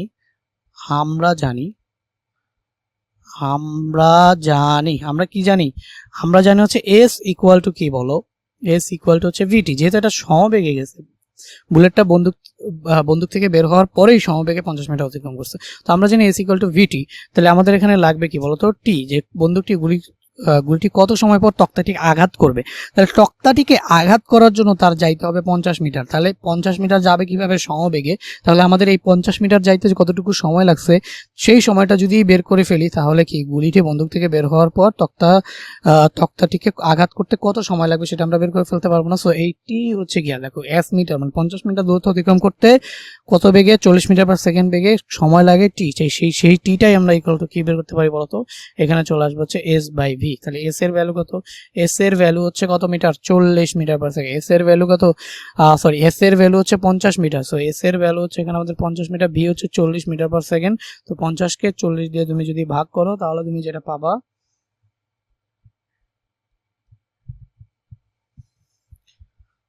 1.25 সেকেন্ড। 1.25 সেকেন্ড। সুতরাং বন্দুকের গুলিটি 1.25 সেকেন্ড পর গিয়ে তক্তাকে কি করবে? আঘাত করবে। ঠিক আছে, বন্দুকের গুলি 1.25 সেকেন্ড পর গিয়ে তক্তাকে আঘাত করবে। সো গ নাম্বারটা আমাদের শেষ হয়ে গেল। আমরা ঘ নাম্বারটার দিকে যদি একটু তাকাই, এই চিত্রটার দিকে একটু তাকাচ্ছো, দেখো এইটা হচ্ছে গিয়ে আমাদের সেই তক্তা, মানে হচ্ছে এই যে একটা তক্তা, সেই তক্তাটা কি বলতো? এই যে 21 সেন্টিমিটার পুরুত্ব বা 0.2 মিটার পুরুত্ব। ঠিক আছে, তো এই তক্তাটার অতিক্রম করতে কি সময় লাগে বলতো? সময় লাগে হচ্ছে 0.1 সেকেন্ড। তো দেখো এখান থেকে 40 মিটার পার সেকেন্ড বেগে গুলি যদি বের হয়, ঠিক 40 মিটার পার সেকেন্ড বেগই এসে তক্তাকে কি করবে বলতো? আঘাত করবে। আঘাত করে যদি 21 সেন্টিমিটারের থেকে বেশি সে দূরত্ব অতিক্রম করতে পারে এই সময়ের মধ্যে, দেখো এখানে কি বলছে? এই যে 0.1 সেকেন্ড পরে থেমে যায়। তাহলে যখন এখান থেকে গুলিটা ছোড়া হইলো, গুলিটা এসে তক্তার মধ্যে ঢুকে 0.1 সেকেন্ড পর থেমে যায়, তাহলে 0.1 সেকেন্ড সময়ের মধ্যে যদি 21 সেন্টিমিটার, যেহেতু তক্তার পুরুত্ব কি 21 সেন্টিমিটার, তাহলে 21 সেন্টিমিটারের বেশি যদি দূরত্ব সে অতিক্রম করতে পারে, তাহলে তক্তাকে ভেদ করে মাটির দেয়ালে ঢুকবে। আর যদি 21 সেন্টিমিটারের থেকে কম দূরত্ব অতিক্রম করতে পারে, তাহলে তক্তাকেই ভেদ করতে পারবে না, তাহলে মাটির দেয়ালে ঢুকতে পারবে না। সো আগে এই ম্যাথটা করার আগে এখানে আমাদের ফার্স্ট অফ অল দেওয়া আছে কি সেটা লিখতে হবে। সো দেওয়া আছে গুলির আদি বেগ। তাহলে গুলির আদি বেগ ইউ সমান সমান কত বলতো? 40 মিটার পার সেকেন্ড। দেওয়া আছে গুলির আদি বেগ ইউ সমান সমান 40 মিটার পার সেকেন্ড, এবং এই গুলিটার কত সময় যাবত যাত্রা করে বলতো? সময় টি ইকুয়াল টু কত সময় যাবত যাত্রা করে? 0.01 সেকেন্ড যাবত গুলিটা কাঠের ভেতরে যাত্রা করতে পারে, মানে 0.01 সেকেন্ড যাবত গুলিটা কাঠের ভেতরে চলে। তারপর হচ্ছে গিয়ে কি হয়ে যায় বলতো? পর থেমে যায়। তাহলে হচ্ছে 0.01 সেকেন্ড পর থেমে যায়। যেহেতু থেমে যায়, তাহলে গুলিটার শেষ বেগ কি হবে বলতো? ঢুকার সময় বেগ ছিল 40 মিটার পার সেকেন্ড, ভেতরে কতটুকু যাবত ঢুকছে 0.1 সেকেন্ড সময় যাবত ঢুকছে, তারপরে গিয়ে শেষ বেগ কি হয়ে গেছে বলতো, ভি ইকুয়াল টু কত হয়ে গেছে 0 মিটার পার সেকেন্ড। তাহলে দেখো ইউ আছে, ভি আছে, টি আছে, তাহলে আমাদের বের করতে হবে কি যে সে কতটুকু দূরত্ব অতিক্রম করছে, এই সময়ের মধ্যে কতটুকু দূরত্ব অতিক্রম করছে, সেটা কি 0.21 মিটারের সমান নাকি এর বেশি নাকি ছোট। যদি ছোট হয় তাহলে তক্তাকেই ভেদ করতে পারবে না, মাটির দেয়াল ক্ষতিগ্রস্ত হবে না। যদি সমান হয় তাহলেও কি তক্তাকে ভেদ করবে, ভেদ করে জাস্ট বের হবে, কিন্তু মাটির দেয়ালে প্রবেশ করতে পারবে না। সো এইটা হচ্ছে গিয়ে আমাদের সমান হইলেও পারবে না, মাটির দেয়ালটা তত বেশি ক্ষতিগ্রস্ত হবে না। কিন্তু যদি বেশি হয় তার মানে কি ভেদ করে চলে যাবে, তাহলে ভেদ করে যদি চলে যায় তাহলে অবশ্যই মাটির দেয়ালকে কি করতে পারবে, ক্ষতিগ্রস্ত করতে পারবে। এখন ইউ আছে, ভি আছে, টি আছে, থাকলে এস বের করার সূত্র কি, একদম সহজ সূত্র, সেটা কি এস ইকুয়াল টু আমরা জানি কি, এই যে দেখো U plus V by 2 into T, এই ফর্মুলা দিয়ে কিন্তু হয়ে যায়। তো ইউ কত, ইউ হচ্ছে গিয়া 40, ভি কত, ভি হচ্ছে গিয়া হচ্ছে 0 আর ডিভাইডেড বাই 2 ইন্টু টি কত, টি হচ্ছে 0.01, টি হচ্ছে কি 0.01, সো ইন্টু 0.01। সো এইটাকে তুমি যদি ক্যালকুলেটারে করো তাহলে কত আসবে বলো, 20 ইন্টু 0.01, তাহলে এখানে আসবে কত 0.20 মিটার। এটারে যদি 100 দিয়ে গুণ করো তাহলে 20 সেন্টিমিটার। তক্তার পুরুত্ব কত বলো, 21 সেন্টিমিটার, কিন্তু এ যাচ্ছে কতটুকু, এ যাচ্ছে হচ্ছে গিয়া 20 সেন্টিমিটার। 20 সেন্টিমিটার যেহেতু যাচ্ছে তার মানে এটা কি ভেদ করতে পারবে না। 1 সেন্টিমিটার আরো ভেদ করলে তক্তাকেই ভেদ করতে পারবে না, তাহলে মাটির দেয়াল কিভাবে ক্ষতিগ্রস্ত হবে, তক্তাকেই ভেদ করতে পারবে না, তাহলে মাটির দেয়াল কিভাবে ক্ষতিগ্রস্ত হবে। সুতরাং মাটির দেয়াল ক্ষতিগ্রস্ত হবে না, মাটির দেয়াল গুলি দেয়াল ক্ষতিগ্রস্ত হবে, তাহলে ক্ষতিগ্রস্ত হবে না। কেন, কারণ এর তক্তাকেই ভেদ করতে পারতেছে না, ক্ষতিগ্রস্ত হবে না, ক্ষতিগ্রস্ত হবে না। যেহেতু তক্তাকেই ভেদ করতে পারতেছে না তাহলে ক্ষতিগ্রস্ত হওয়ার কোনো প্রশ্নই আসে না। ওকে, এবার দেখো 9 নম্বর প্রশ্নটার দিকে একটু তাকাও, কি বলছে, সিলেট বোর্ড 2021 বলছে। আচ্ছা, আগে হচ্ছে ক নম্বরটা, ভার্নিয়ার ধ্রুবক কাকে বলে, এটা যেহেতু প্রথম অধ্যায়ে পড়াবো না। এখন সমবেগে চলমান বস্তুর কোনো ত্বরণ থাকে না, কেন, কারণ ত্বরণ মানেই হচ্ছে বেগ বৃদ্ধির হার, ত্বরণ মানেই হচ্ছে কি কোনো বস্তুর বেগ বৃদ্ধির হার। তাহলে কোনো বস্তুর বেগ যদি বৃদ্ধি পায় অথবা হ্রাস পায় তখন সেখানে ত্বরণ অথবা মন্দন থাকে, কিন্তু সমবেগে চললে বেগ বৃদ্ধিও পায় না, বেগ হ্রাসও পায় না। যেহেতু সমবেগে বেগ বৃদ্ধি অথবা বেগ হ্রাস কোনোটাই হয় না, সুতরাং সমবেগে কোনো বস্তুর কি থাকে না, ত্বরণ থাকে না। এবার গ নম্বর প্রশ্নটার দিকে তাকাও, একজন দৌড়বিদ স্থির অবস্থান থেকে 0.0 মিটার পার সেকেন্ড সমত্বরণে 150 মিটার দূরে অবস্থিত নির্দিষ্ট গন্তব্যের উদ্দেশ্যে যাত্রা শুরু করে। তাহলে আমি এই চিত্রটা তোমাকে এঁকে দেখাই, কি বলছে এখানে। মনে করো এটা হচ্ছে তোমার যাত্রা বিন্দু, এই যাত্রা বিন্দু হইলে এইটা হচ্ছে গিয়ে তোমার গন্তব্য, গন্তব্যের দূরত্ব কত, এখান থেকে এখানে 150 মিটার, ঠিক আছে। তো এই যে এই তোমার যাত্রা বিন্দু থেকে গন্তব্য কত মিটার দূরত্বে আছে, 150 মিটার দূরত্বে আছে, সেটা তুমি বুঝলা, ঠিক আছে। প্রথম কথা এটা। তো একজন দৌড়বিদ স্থির অবস্থান থেকে 0.05 মিটার পার সেকেন্ড স্কোয়ার সমত্বরণে 150 মিটার দূরে অবস্থিত একটি নির্দিষ্ট গন্তব্য উদ্দেশ্যে যাত্রা শুরু করলো। তাহলে আমরা একজন দৌড়বিদ, তাহলে প্রথম দৌড়বিদ যে সেটাকে এখানে কল্পনা করতে পারি না, প্রথম দৌড়বিদ তাকে আমরা এখানে কল্পনা করতে পারি। সো এখানে সে যাত্রা শুরু করলো কিভাবে, একজন দৌড়বিদ স্থির অবস্থান হতে, তার মানে এর আদিবেগ ইউ ইকুয়াল টু বলতো 0 মিটার পার সেকেন্ড। যেহেতু স্থির অবস্থান থেকে যাত্রা শুরু করছে এই যে প্রথম ব্যক্তি, তাহলে আদিবেগ হচ্ছে 0 মিটার পার সেকেন্ড, এবং গিয়ে পৌঁছাইছে কোথায় বলতো, এবং হচ্ছে গিয়ে কি সমতরণ একটা ত্বরণও দেওয়া আছে, এ সমান সমান কত দেওয়া আছে 0.05 মিটার পার সেকেন্ড স্কোয়ার। ওকে, সো এই প্রথম দৌড়বিদের দুইটা ইনফরমেশন দেওয়া আছে, একজন দৌড়বিদ স্থির অবস্থা মানে U equal to 0 metre per second সমতরণে, সমতরণ মানে হচ্ছে ত্বরণ দেওয়া আছে 0.05 metre per second square 150 metre দূরে অবস্থিত। তাহলে এই যে গন্তব্য ধরলাম এখানে, এই যে এটা ধরো হচ্ছে তার গন্তব্য, সেটা দূরত্ব কত 150 মিটার, গন্তব্যের উদ্দেশ্যে যাত্রা শুরু করে, তাহলে এখান থেকে সে যাত্রা শুরু করে। অপর একজন দৌড়বিদ প্রথম দৌড়বিদের 50 মিটার সামনে, তাহলে এই যে এটা হচ্ছে প্রথম দৌড়বিদ, তাহলে প্রথম দৌড়বিদের 50 মিটার সামনে, এখান থেকে এখানে এই দূরত্বটা কত 50 মিটার, 50 মিটার সামনে এটা হচ্ছে গিয়ে কি বলতো দ্বিতীয় দৌড়বিদ। দ্বিতীয় দৌড়বিদ সেটা হচ্ছে কোথায়, 50 মিটার সামনে হচ্ছে আমাদের দ্বিতীয় দৌড়বিদ, ঠিক আছে।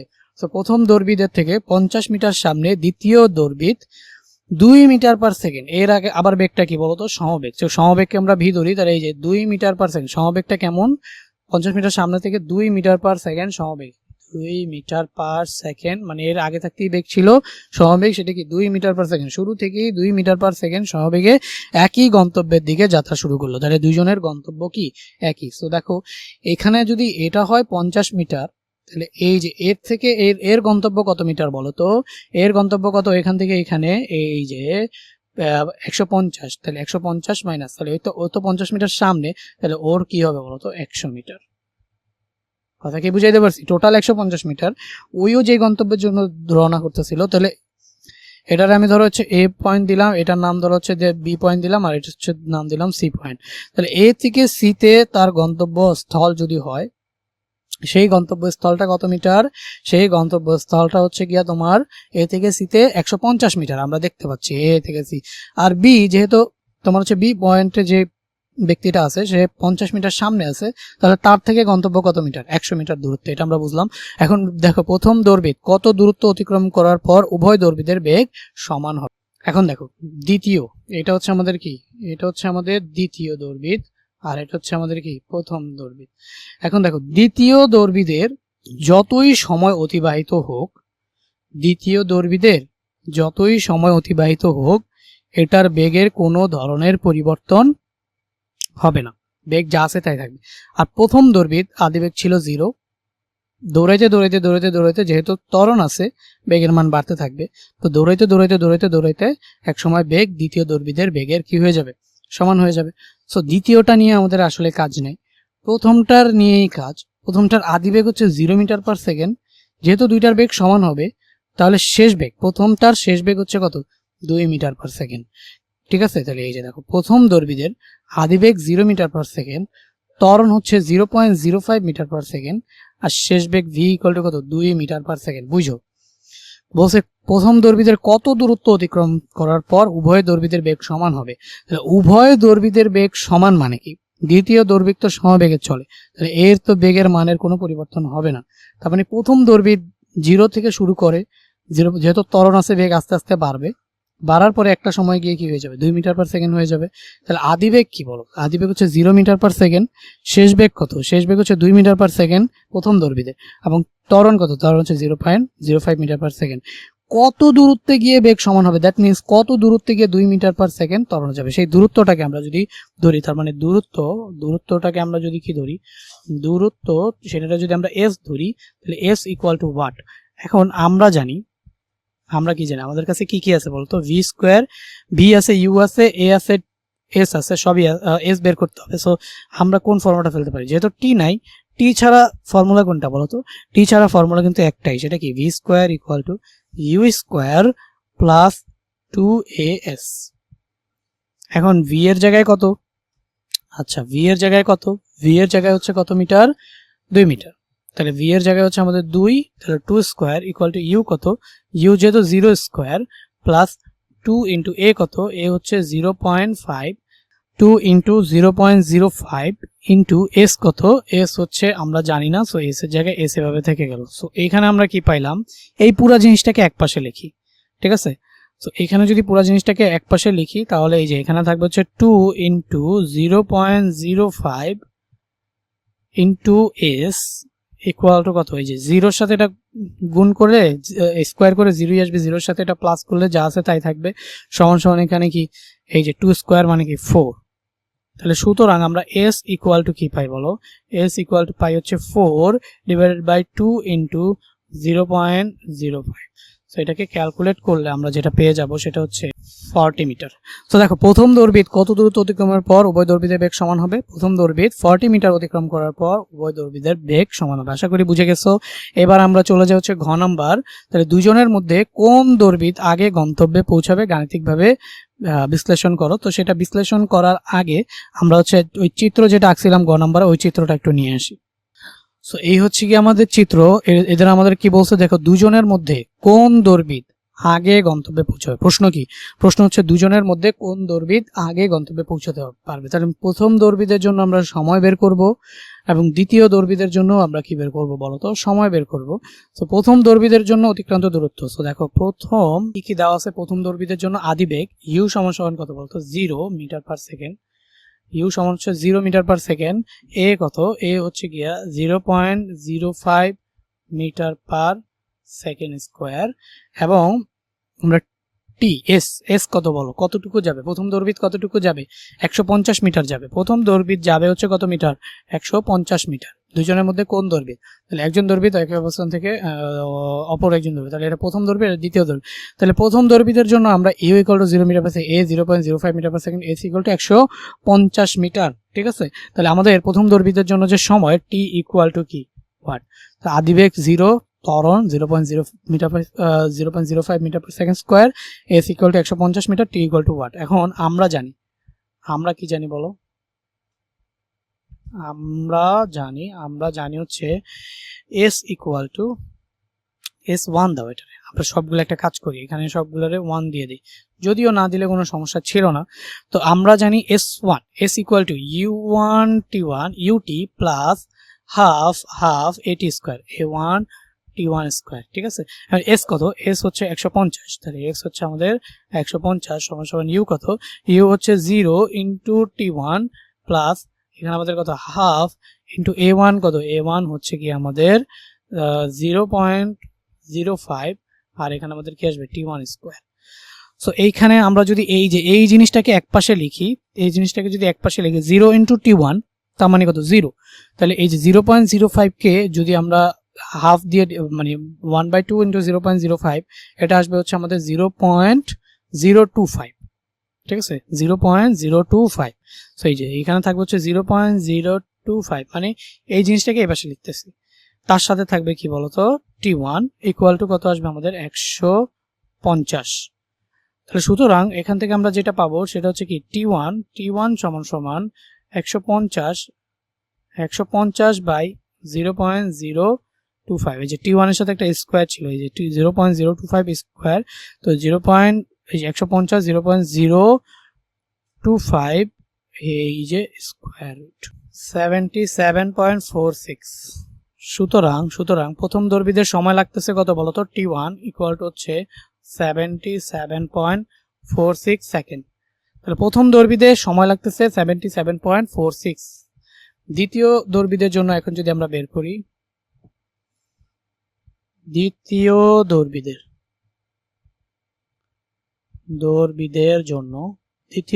জন্য কি কি দেওয়া আছে দেখো? আদিবেগ মানে হচ্ছে সমবেগ সেটাকে চাইলে আমরা কি বলতে পারি বলতো?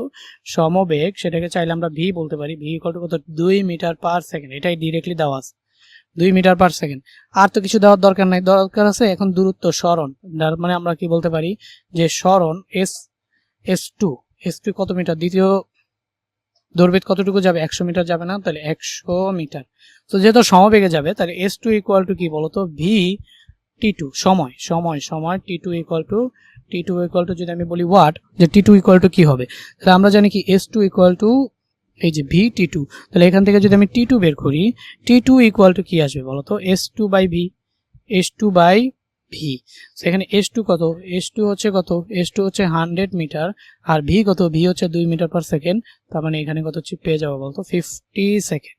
এখানে কি পেয়ে যাব? 50 সেকেন্ড। সো এখানে দেখো T1টা T2 এর থেকে কি বড়, সুতরাং এই যে T2 ইকুয়াল টু কি? 50 সেকেন্ড।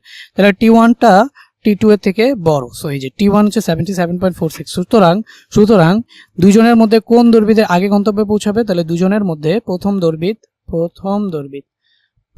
দৌড়বিদ আগে পৌঁছাবে, তাই না? প্রথম দৌড়বিদ। ওকে, শেষ হইলো আমাদের। চলে আসলাম দেখতে আমাদের আজকে লাস্ট প্রশ্নটা একটু মনোযোগ দিয়ে দেখো। চিত্রে একটি বস্তু একে 120 মিটার উঁচু থেকে ফেলে দেওয়া হলো। আচ্ছা, আগে আমরা কটা পড়ি। ক নাম্বারটা হচ্ছে স্থিতিশক্তি কাকে বলে? কোনো বস্তুকে তার অবস্থান থেকে যদি পরিবর্তন করে অন্য কোনো অবস্থানে নিয়ে যাও, মনে করো এটা হচ্ছে গিয়া মাটি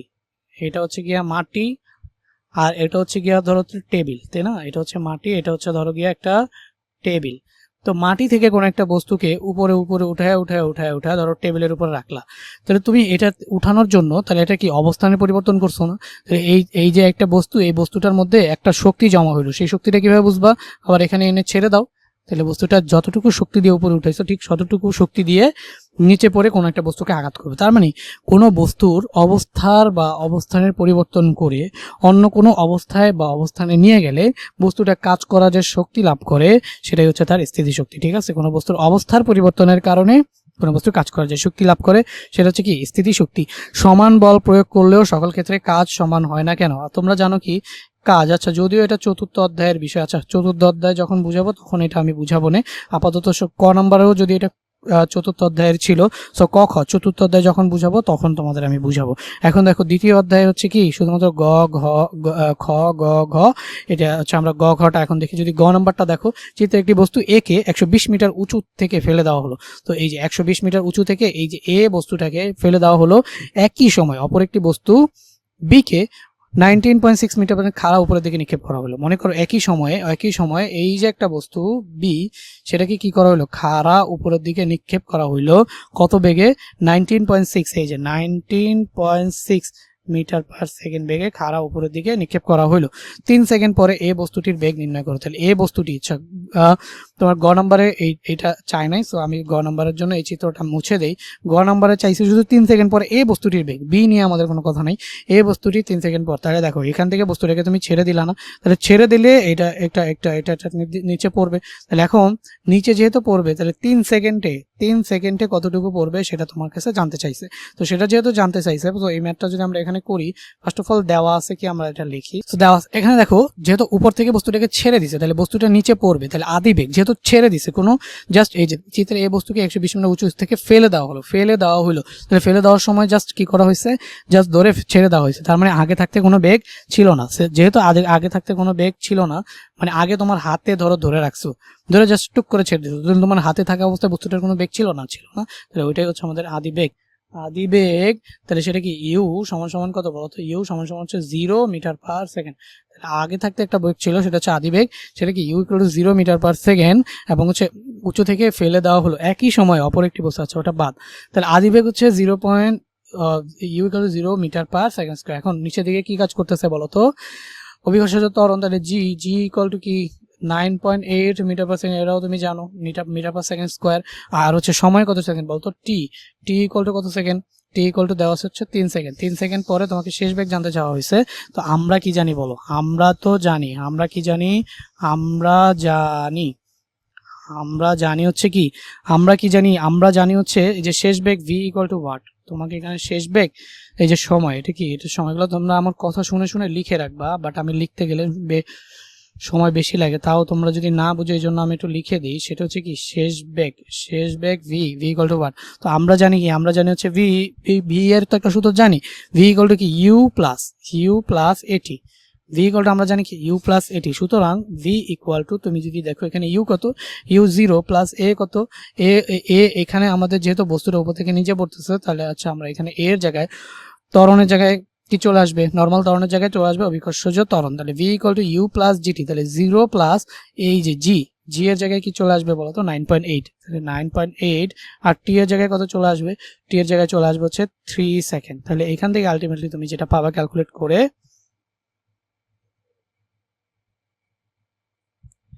29.4 মিটার পার সেকেন্ড। তাহলে বস্তুটি 3 সেকেন্ড পরে 29.4 মিটার পার সেকেন্ড বেগ প্রাপ্ত হয়। বস্তুটির বেগ নির্ণয় করো 3 সেকেন্ড পরে এই বস্তুটির বেগ, তাহলে 3 সেকেন্ড। সুতরাং 3 সেকেন্ড পর বেগ কত? 3 সেকেন্ড পর বেগ কত? পর বেগ 29.4 মিটার পার সেকেন্ড। ঘ নম্বর প্রশ্নটা দেখো, ভূমি ছাড়া বস্তুদ্বয় মিলিত হবে কি? মানে ভূমি ছাড়া বস্তুদ্বয় মিলিত হবে মানে কি? এ বস্তুটা ধরো এখান থেকে এখানে পড়লো, তাহলে এটা ভূমিতে আসলো। এখন বি নামে আরেকটা বস্তু আছে, যে বি কে, এই যে বি নামে যে বস্তুটা ছিল সেই বি নামের বস্তুটাকে একই সময়, তাহলে দেখো একই সময় যখন এটার এই বস্তুটাকে ছাড়া হইলো, বি বস্তুটাকে ওই মুহূর্তেই উপরের দিকে কি করা হলো? নিক্ষেপ করা হলো। সেটা কি 19.6 মিটার পার সেকেন্ড বেগে উপরের দিকে কি করা হলো? নিক্ষেপ করা হইলো, ঠিক আছে।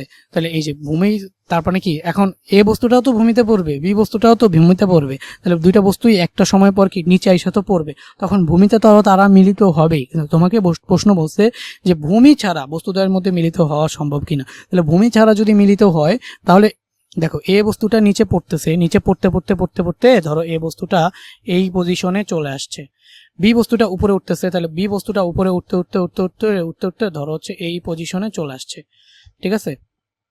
সো এটা হচ্ছে আমাদের এ বস্তু আর এইটা হচ্ছে আমাদের বি বস্তু।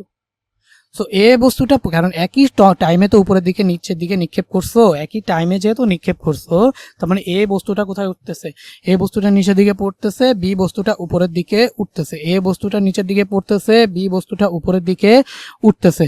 তো একটা নির্দিষ্ট সময় পরে গিয়ে এ বস্তু আর বি বস্তু মিলিত হওয়া সম্ভব ভূমি ছাড়া, তাহলে আকাশে মিলিত হবে। তাহলে ধরো আমরা ধরে নিলাম ভূমি থেকে এই যে উচ্চতাটা, আমি এই যে এইটারে একটু মুছে দিব, এটার একটু মুছে দিয়ে ধরো এটার একটু সাইডে লিখি, সেটা হচ্ছে কি এই যে উপরের দিকে বি বস্তুটাকে উপরের দিকে নিক্ষেপ করা হয়েছে ইউ ইকুয়াল টু কত 19.6 মিটার পার সেকেন্ড ভেলোসিটি, ঠিক আছে। এটা ঠিক আছে, এটা আমরা বুঝলাম।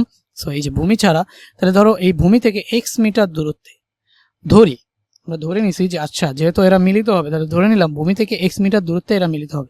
তো এটা যদি ভূমি থেকে এটা এক্স মিটার দূরত্ব হয়, তাহলে এই যে বস্তুটা যতটুকু নিচে নামছে সেই দূরত্বটা কি হবে বলতো, এই যে এখান থেকে এখানে পুরোটা কত মিটার, 120 মিটার।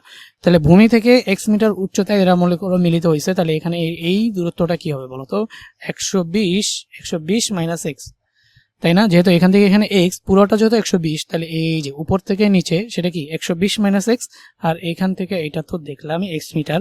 আর তাহলে দেখো এ বস্তুটা কতটুকু নামলো, এ বস্তুটা নামলো হচ্ছে 120 মাইনাস এক্স মিটার, আর বি বস্তুটা কতটুকু উঠলো, বি বস্তুটা উঠলো হচ্ছে এক্স মিটার, ঠিক আছে। তাহলে আমরা দেখব যে এই দুইটা দূরত্ব সমীকরণ থেকে আমরা দেখব এক্স এর মান কত, কারণ কি ভূমি ছাড়া বস্তুদ্বয় মিলিত হবে কি। তাহলে আমরা দেখব যে আচ্ছা এক্স এর একটা যদি মান পাই, তাহলে আমরা দেখব যে ভূমি ছাড়া মিলিত হওয়া সম্ভব, ভূমি ছাড়াও বস্তুদ্বয়ের কোনো না কোনো একটা জায়গায় মিলিত হওয়া সম্ভব। তাহলে ধরি এই যে ভূমি থেকে এক্স মিটার দূরত্বে এ ও বি পরস্পর মিলিত হবে। এখন আমরা যদি এই এক্সটা বের করে ফেলি, তাহলে আমরা বলতে পারবো যে ভূমি ছাড়া এত মিটার উচ্চতায় বস্তু দুটো মিলিত হওয়া সম্ভব। পুরা ম্যাথটা আমি এখানে করে দিয়েছি। এখন দেখো এই ম্যাথটা বুঝার আগে একটা জিনিস বুঝতে হবে তোমাকে। আসলে এই যে আমি একটু আগে বললাম যে মিলিত হওয়া সম্ভব, কিন্তু একটা কেস হইতে পারে যেখানে মিলিত হবে না। কেন হবে না দেখো, এই বস্তুটা নিচে মানে হচ্ছে এই বস্তুটা নিচে নেমে নেমে নিচে নামার আগেই এই বস্তুটা উপরে উঠে আবার পড়ে গেছে। মানে হচ্ছে কি, ধরো তুমি একটা বস্তুকে অনেক উঁচা থেকে ছেড়ে দিলা, আর এই বস্তুটাকে জাস্ট 19.6 মিটার পার সেকেন্ড বেগে উপরের দিকে ছুঁড়ে মারলাম। তো হইলো কি, এই যে এই বস্তুটা যেহেতু নিচের বস্তুটা, দেখো এই বস্তুটা কোথায়, এই প্রথম বস্তুটা অনেক উপরে না, তাহলে এই বস্তুটা মনে করো এই পজিশনে নামলো, একই সময় ছাড়ছো না, তো নিচ থেকে যেটা মারছো সেটা উপরে গিয়ে এতটুকু উঠে আবার নিচে নেমেও গেছে। তো এইটা এতটুকু উঠতে যে সময় লাগছে সেই সময়ের মধ্যে এটা কিন্তু এটার কাছে পৌঁছায় নাই, তাহলে এরা মিলিত হবে না। কথা কি বুঝতে পারছো ভাইয়া? এই যে উপর থেকে একটা বস্তুকে ফালাইতেছো, সে তো নিচ বরাবর পড়তেছে, নিচ থেকে একটা উপর দিকে আবার বস্তুকে মারছো, কিন্তু সেটা কি কম বেগে মারছো, কম বেগে মারলে সে একটুখানি উপরে উঠবে আবার নিচে নেমে যাবে। তো যতখানি সময় সে উপরে উঠলো ঠিক সেই সময়ের মধ্যে এর এতখানি নিচে নামতে হবে না। তো যেটা খুব অল্প পরিমাণে উঠছে সেই সময়ের মধ্যে ওই এতটা নিচে নামা সম্ভব হয় না, যাতে এরা কি হবে, যাতে এরা মিলিত হবে। ঠিক আছে, যদি সম্ভব হইতো তাহলে তো মিলিত হইতো। তো এই ক্ষেত্রে দেখো আকাশেও মিলিত হবে না, এটা সম্ভব। কোন ক্ষেত্রে সম্ভব দেখো ভাইয়া, যখন উপর থেকে এটাকে তুমি ছেড়ে দিলে, এটা উপর থেকে নিচে পড়তেছে, তো এটা পড়তে একটা সময় লাগছে, সেই সময়ের আগেই মানে এই যে এখান থেকে এই বস্তুটা মানে যতটুকু উপরে উঠলো সেটাতে যতটুকু সময় লাগলো সেই সময়ের মধ্যে সে উপর থেকে নিচে নামতেই পারলো না, তাহলে তারা কিন্তু কি হবে না, মিলিত হবে না। নিচ থেকে উপরে মারলা, খুব অল্প সময়ে সে এতটুকু উঠে আবার নিচে পড়ে গেছে, এই যে এতটুকু উঠছে, এরা যদি মিলিত হইতে হয় ঠিক ওই সময়ের মধ্যে ওকে ঠিক এতটুকু নেমে এই বরাবর আসতে হবে, বাট ওই সময়ের মধ্যে এই বরাবর আসতেই পারলো না, তার মানে এরা ভূমি ছাড়া মিলিত হওয়া সম্ভব না। সেই ক্ষেত্রে আমি যে ধরে নিছি যে এখান থেকে এই যে 1 মিটার দূরত্বে এরা হচ্ছে মিলিত হবে, আমি কিন্তু ধরে নিছি, কিন্তু বাস্তবে যদি এটা সম্ভব না হয় যে 1 মিটার দূরত্বে এরা মিলিত না হয়, তাহলে আমার ক্যালকুলেশনে আমি এক্স এর মান নেগেটিভ পাবো। তো দেখো আমার ক্যালকুলেশনে আমি এক্স এর মান নেগেটিভ পাইছি। তো এক্স এর মান নেগেটিভ পাওয়া মানে তারা শূন্যেও মিলিত হবে না। ঠিক আছে, তো আমি প্রথমে তো আমি জানি না যে শূন্যে মিলিত হবে নাকি হবে না, তো আমি ধরে নিব যে ভূমি থেকে 1 মিটার দূরত্বে গিয়ে মিলিত হবে। তো ধরি ভূমি হতে এক্স মিটার উচ্চতায় টি সময় পর, সময়টাও কি টি, আর দেখো সময়টা একই হইতে হবে, কারণ একই সময় যেহেতু নিক্ষেপ করছো তাহলে যেই সময়টা উপরে উঠবে সেই সময় নিচে নেমে একে একই এই পজিশনে চলে আসতে হবে।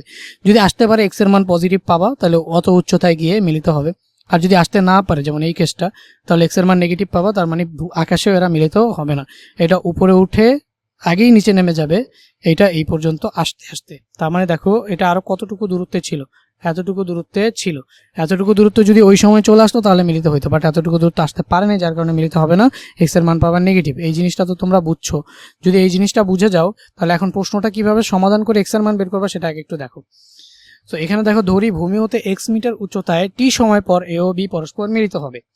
এক্স মিটার উচ্চতা ধরে নিছিলাম না, এখন এই উচ্চতাটা বের করার জন্য আমরা দুইটা জিনিস পাই, সেটা হচ্ছে এ এর ক্ষেত্রে কি পাবো, বি এর ক্ষেত্রে কি পাবো। এ এর ক্ষেত্রে একটা সরণ পাবো, সেই সমীকরণ পাবো, বি এর ক্ষেত্রে একটা সমীকরণ পাবো। দুইটা সমীকরণকে সমাধান করলেই আমরা এক্স এর মান পেয়ে যাবো। তো এ বস্তুর ক্ষেত্রে অবশ্যই এ বস্তুর আদিবেগ যেহেতু উপর থেকে ছেড়ে দেওয়া হয়েছে ইউ এ 0 মিটার পার সেকেন্ড, এবং অতিক্রান্ত সরণ, তাহলে এই বস্তুটা কতটুকু সরণ অতিক্রম করছে এইচ এ। এই যে দেখো উপর থেকে নিচে নামছে কত 120 মাইনাস এক্স, কারণ নিচ থেকে উপরে এক্স মিটার ধরছি, তুমি উল্টাটা ধরতে পারতো, তোমার জন্য উল্টাটা আসতো। যাই হোক, সময় দেখো দুইজনের জন্য একই সময়, এখান থেকে এখানে নামতে যে সময় লাগবে এরও এখান থেকে এখানে উঠতে ওই একই সময় লাগতে হবে যদি মিলিত হতে চায়। তাহলে সময়টি অভিকর্ষজ ত্বরণ জি নিচে দিকে করছে 9.8। তাহলে এইচ এ আমরা জানি হচ্ছে H equal to UT plus half GT square, যেহেতু এ এর জন্য উপর থেকে নিচে নামতেছে, সেই যে এইচ এ কত 120 মাইনাস এক্স বসায় দিলাম, ইউ এ 0 বসায় দিলাম, প্লাস হাফ জি এর ভ্যালু 9.8 বসায় দিলাম, এটা 120 মাইনাস এক্স, এখানে 4.9 টি স্কোয়ার, এই যে 0 ইন্টু টি 0, আর এখানে কি 120, এটা হাফ, এই 9.8 কে এই 2 দিয়ে ভাগ করলে 4.9 টি স্কোয়ার এখন থাকলো। তাহলে বি বস্তুর ক্ষেত্রে আবার, এখন বি বস্তুর ক্ষেত্রে নিচ থেকে উপরে যাচ্ছে না, তাহলে আদিবেগ কত 19.6 মিটার বেগে উপরের দিকে নিক্ষেপ করা হলো। বি বস্তুর জন্য আদিবেগ হচ্ছে 19.6 মিটার পার সেকেন্ড, সেটা উপরের দিকে। সরণ কতটুকু উপরের দিকে উঠলো বি বস্তুটা, এই এক্স মিটার, তাহলে সরণ হচ্ছে এক্স মিটার।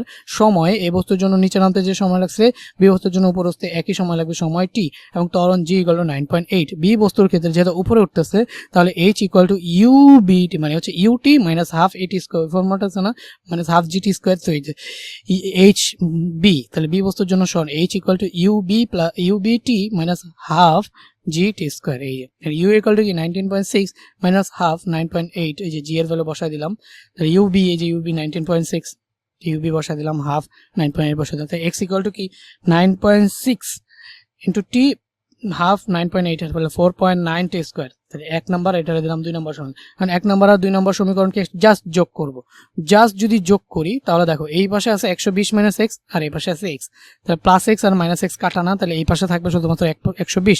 সমীকরণ ওই পাশে কি থাকবে, সমীকরণ ওই পাশে থাকবে এই যে এখানে আছে 19.6 আর 19.60, বাট এখানে কোনো টি নাই, তাহলে 19.60 সাথে 0 গুণ যোগ হয়ে 19.60 থাকবে। আর হচ্ছে এইখানে আমরা কি পাই 4.9 টি স্কোয়ার, আর হচ্ছে এই যে প্লাস 4.9 টি স্কোয়ার মাইনাস 4.9 টি স্কোয়ার, তাহলে এইটা আর এইটা কি কাটা, আর এখানে শুধুমাত্র থাকবে 19.6, তাহলে 120 ইকুয়াল টু 19.60, তাহলে টি ইকুয়াল টু কত পাচ্ছি 6.12 সেকেন্ড। তার মানে এরা যদি এক্স মিটার দূরত্বে মিলিত হতে চায় তাহলে বি বস্তুটার 6.16 সেকেন্ডে যতটুকু উঠবে এই বস্তুটা ততটুকু নামতে হবে, ঠিক আছে না। এখন আমরা দেখবো এক্স এর মানটা কত সেটা আমরা যদি বের করি, তাহলে এক্স এর মান কত, x equal to 19.60 minus 490 square. So এখানে যদি আমি টি এর ভ্যালু যেহেতু পেয়ে গেছি, তাহলে টি এর ভ্যালুটা যদি এখানে আমি বসায়া দিই, টি এর ভ্যালুটা যদি এখানে আমি বসায়া দেই তাহলেই কি আমি আমার অ্যান্সার পেয়ে যাবো না। সো আমি 2 নং হতে এক্স ইকুয়াল টু 19.6, টি এর ভ্যালুটা কত 6.12 বসায় দিছি, মাইনাস 4.9, এর টি এর ভ্যালু কত 6.12 হোল স্কোয়ার। তাহলে এক্স এর ভ্যালু আমরা পাইছি কি মাইনাস 63, যেহেতু নেগেটিভ পাইছি তার মানে এই সময়ের মধ্যে বি বস্তুটা অতটুকু দূরত্ব যতটুকু আমি ধরে নিয়েছিলাম এক্স মিটার, যতটুকু মিলিত হওয়ার জন্য উঠার কথা ছিল বি বস্তুটা ততটুকু দূরত্ব উঠেই নাই, ঠিক আছে। তাহলে এই জন্য আমরা এটা নেগেটিভ পাইছি। সো সুতরাং যেহেতু দূরত্ব ঋণাত্মক ভূমির উপরে কোথাও মিলিত হতে পারবে না। সো আশা করি এই প্রশ্নটা বুঝতে পারছো। তাহলে আমরা নেক্সট ফিজিক্স ক্লাসে কোন চ্যাপ্টার শুরু করব তোমরা কমেন্ট করো।